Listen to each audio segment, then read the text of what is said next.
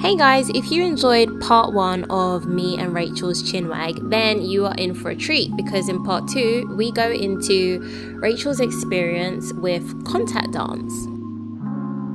Now, if you're like me, you probably don't know exactly what contact dance is. According to a definition provided by Wikipedia, it involves the exploration of one's body in relation to others and the space of presence they visit by using the fundamentals of sharing weight, touch, and movement awareness. So, that's exactly what contact dance is, and we can see it here.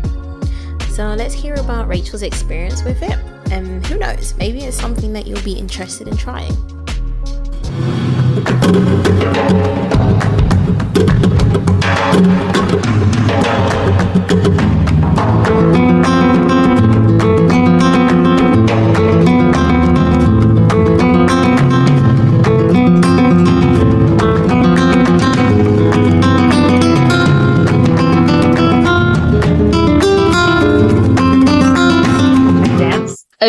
And ecstatic dance, contact improv here in Bali. So I actually did like a workshop in Portugal a few months ago, and it was blindfold contact improv. So basically learning how to move your body with other bodies. And it is quite intimate, and it is quite a different way of connecting with people physically. Okay. And it can be really enjoyable, and I think a lot of people are missing connection. Right. Because of how we kind of operate as a society now. Yes. But with people traveling, like, you don't really have your base people. And so when you get to go to these things, you get to experience it. And at most of these events, there's no talking. So it's just the physical and energetic side of it. So, okay. It can be quite beautiful when you connect in that way without words. Right. Because you're just fully immersed. Fully immersed, fully embodied. Right. And yeah, it's something that you don't get to do when you're just walking around, going to cafes, catching up with people. It's a very different social environment. How would you, I mean, because now that you just said that, how would you adapt something like that to, well, that kind of environment? What would that look like? Oh, I wonder, like, what would that look like? Dedicated areas where there's music. So my whole thing is, like, I've always loved to dance. Okay.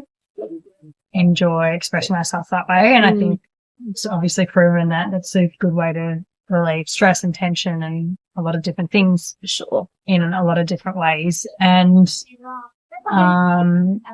we don't have many spaces for that.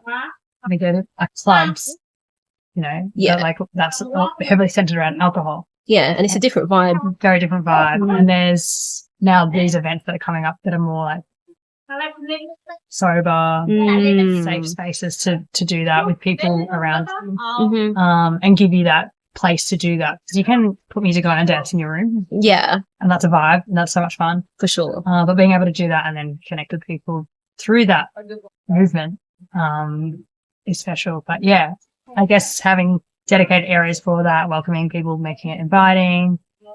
I don't know.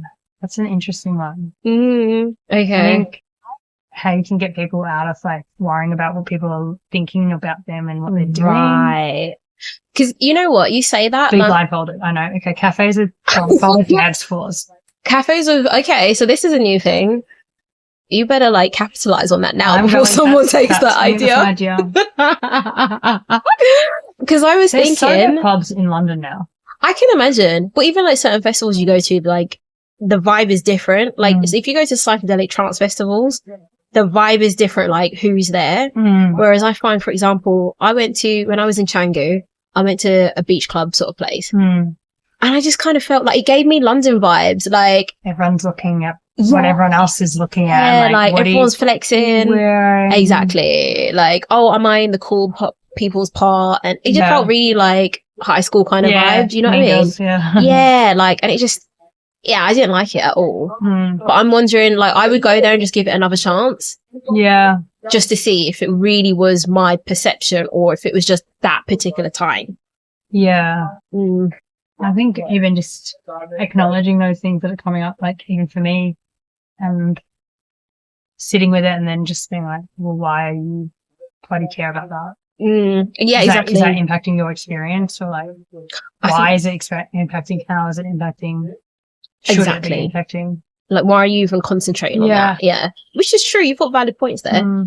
That's why I'm like, I would give it another chance, because maybe I wasn't 100% my best at that point. Yeah. So that's why I was focusing on the outside. Correct. Yeah. That's, always the way it is.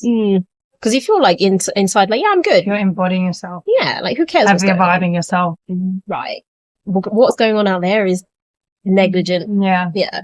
I saw something, which was around like, what was it called? Something about like the main character and everyone's like a side character. It was me talking to you about that yesterday. No, I saw a video, like Instagram popped up. I'll show you. Yeah. No way. Literally, really? Yeah. After we had that conversation. Are you serious? I need to show you. Oh my God. Okay.